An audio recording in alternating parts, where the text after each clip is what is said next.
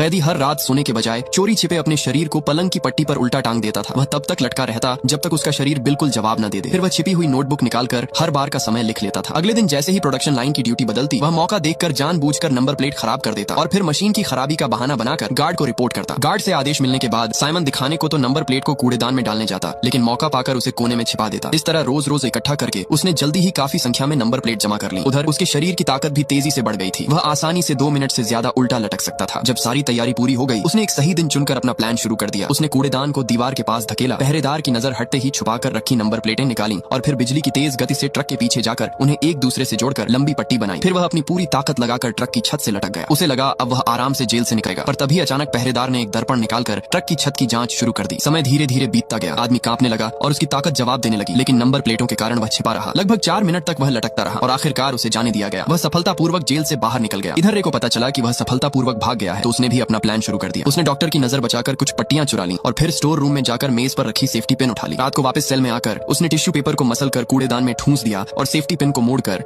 एक lock pin जैसा बना लिया। लाइन बदलने के दौरान जब बिजली कुछ पल के लिए गई, वह फौरन सेफ्टी पिन को दीवार के सॉकेट में लगा देता है। जैसे ही बिजली आती है, तेज करंट सीधे कूड़ेदान को जला देता है। यह देखकर रे ने तुरंत अपनी रजाई में आग लगा दी और उसे हाथ के नीचे दबाकर जलने दिया ताकि उसका हाथ बुरी तरह झुलस जाए। फिर वह जोर जोर से चिल्लाने लगा कि उसकी कोठरी में आग लग गई है। गार्ड भागकर अंदर आया, आग बुझाई और जख्मी रे को तुरंत मेडिकल रूम ले गया, बिना समझे कि यह सब उसी की योजना का हिस्सा था। डॉक्टर के पट्टियां बांधते ही रे अचानक झपट पड़ा, उसे दबोच लिया और उसकी गर्दन में ही इंजेक्शन चुभा दिया। डॉक्टर को काबू में करने के बाद उसने दीवार के कोने पर रखी अलमारी हटाई और पीछे लगी वेंटिलेशन ग्रिल खोल दी। अंदर घुसकर उसने अलमारी फिर सही जगह लगा दी। अब उसकी आजादी बस एक कदम दूर थी। वह चुपचाप पाइप के सहारे ऊपर चढ़ा और रास्ते में मेडिकल रूम से चुराई हुई कपड़े की पट्टी पर कुछ विरोध के नारे लिखकर साथ ले लिया। पाइप से निकलकर वह सीधे जमीन पर पहुंचा, जहां जेल के बाहर भारी भीड़ थी। रे ने मौके का फायदा उठाते हुए कपड़े पर लिखे नारे फैलाकर भीड़ में घुलने की कोशिश की, पर तभी एक महिला ने उसे देख लिया। घबराकर उसने कपड़ा महिला को पकड़ा दिया और उसे भी भीड़ में झंडे की तरह लहराने को कहा, लेकिन अगले ही पल उसकी पहचान खुल गई। अब उसके पास कोई रास्ता नहीं था। वह महिला पर टूट पड़ा, उसे बेहोश किया और बिना ध्यान आकर्षित किए वहां से निकल गया। फिर वह तेजी से कार में बैठा और जेल से बाहर निकल